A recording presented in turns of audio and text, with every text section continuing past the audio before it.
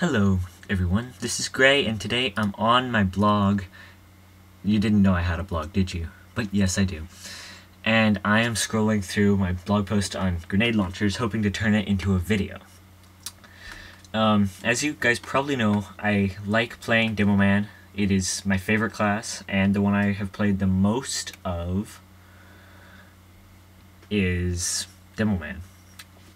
So, the grenade launchers are usually his primary weapon. Sometimes you can switch around and get a sword out, don some boots, get a shield. But the grenade launcher is, of course, what he started with and what he originally used. I'm kind of here to discuss them and their good points and bad points. So, grenade launchers, they're big because they offer his indirect fire capabilities. They can arc, they can bounce, some of them, and they're generally good in hidden combat around corners and that kind of thing. The stock grenade launcher is, of course, the best at this because it can do rollers and they bounce easily rather than some of the others that are in the game. So it is good for area denial. Spam some grenade launchers in there, grenades in there, and they won't try to cross. What's interesting is that it's the only one of the grenade launchers that can actually effectively perform rollers. The loose cannon sort of can, but cannonball physics prevent it from rolling as a grenade would.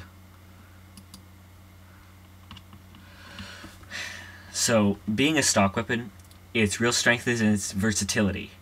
It's good in a lot of situations, and it's generally the safest option if you want to be prepared. Plus it can do the rollers, which aren't a very common attribute, apparently, among Demo Man launchers. But it has a lower damage output than the lock and load and the loose cannon, and usually, sometimes, if the person playing it is right, has a lower damage output than the iron bomber.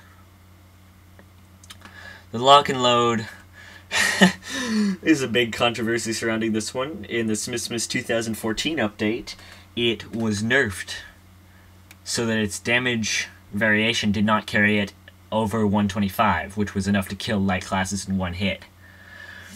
What's funny about it is it has a lowered clip size, and it has more damage.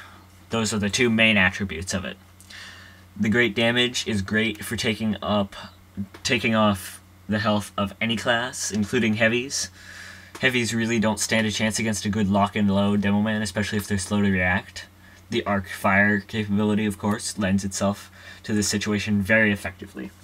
However, you're going to have a difficult time using this launcher accurately. Spam is out of the question. You cannot deny area. This is a very offensive sticky bomb launcher. And I don't mean just because it got nerfed and is in controversy. That was a terrible pun. It wasn't even intended though, so I get bonus points. And this one, it is definitely for smashing through the enemy team. It's not for keeping them out, it is more just smash them now.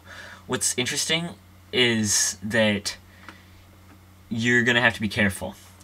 In a push, you're going to run out of ammo quickly, and the Demo Man's, one of his primary weaknesses is ammo management. With a smaller clip size, then you're going to have even more difficulty with this.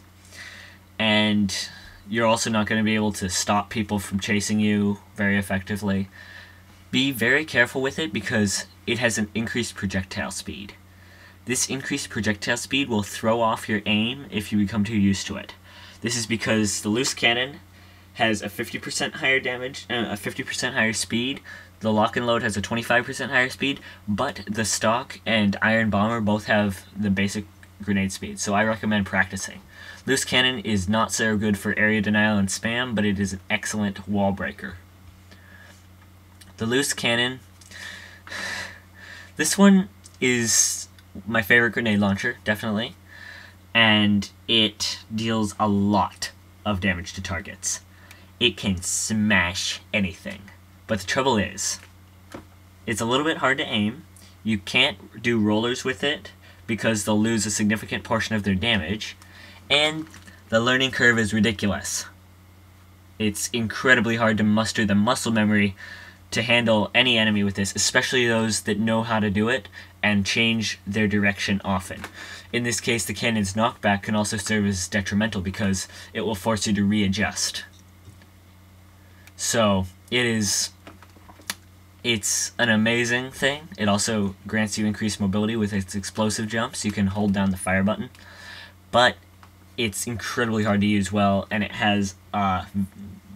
it's just very difficult to use. Iron Bomber, released in the same update that spelled Doom/Glory for the lock and load. It's a relatively new grenade launcher. I haven't seen many people using it. That was released in Smithmas 2014 along with the Quickie Bomb Launcher and Panic Attack. Why did I write Panic Snack Attack? Forget it. It has a 15% blast radius penalty and a damage penalty for grenades that explode of their own accord, like ones that will detonate on the timer. And its upside, quote-unquote upside, is that its grenades do not roll at all, or bounce. I mean, if they hit a wall, they'll fall, but they still will not move very far. Great, you can actually grenade jump with this thing, and it is good for just laying a pit of bombs that your enemies will have to hit, and it's difficult in that. But it's great on things that don't move very much. Heavies will find it very difficult to evade a carpet of bombs at their feet, so will sentries because they can't move at all. And this one is great on offense for denying the defending team their area who wants to walk close to 4 live bombs. And it's also amazing on defense. Lay them in a doorway right before a push, and boom, there's no push. And it works sort of like an offensive sticky bomb launcher, but it also has grenade capabilities, so I really like this thing. It's fun to use. What's the problem with it, and it's really interesting to me, is that its upside is situational, and other than that, it just has downsides. So you have to use this thing right. You have to use it in the right playstyle that it was intended for, or else you won't go very far, because if you try to use it like the stock, then its upside is going to be pretty situational, and therefore you won't get the most out of it. Also, it has detrimental stats if you're trying to use it like a normal grenade launcher or even the lock and load. This has slightly lower damage on a direct hit than the grenade launcher simply because of the blast radius penalty. It won't be able to hit an enemy as much, put it that way, but it's only a couple points of damage less. And I'm going to finish this up by explaining why I like grenade launchers. They're fun. They blow stuff up. No, seriously, they do. But my favorite part about grenade launchers is that any of them can be used anywhere.